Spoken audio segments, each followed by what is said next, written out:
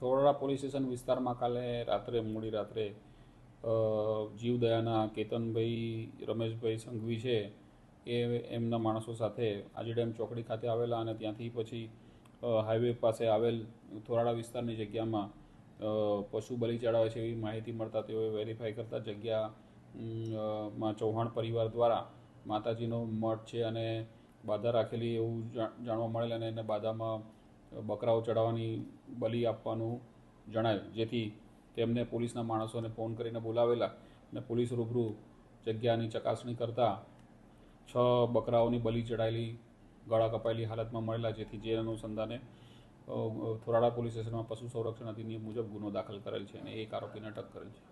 કોના દ્વારા આ ફરિયાદ નોંધવામાં આવી? ફરિયાદ કેતનભાઈ રમેશભાઈ સંઘવી ફરિયાદી છે અને પશુદયાની કામગીરી કરે છે અને એમના સંગઠન દ્વારા ફરિયાદ કરવામાં આવી છે. અત્યાર સુધીમાં આમાં કેટલા આરોપીની ધરપકડ કરવામાં આવી છે? અત્યાર સુધી એક જ આરોપીની ધરપકડ થયેલ છે. કાંઈ કારણ સામે આવ્યું છે સાહેબ કે શા કારણે આ બલિ ચડાવવામાં આવી હતી?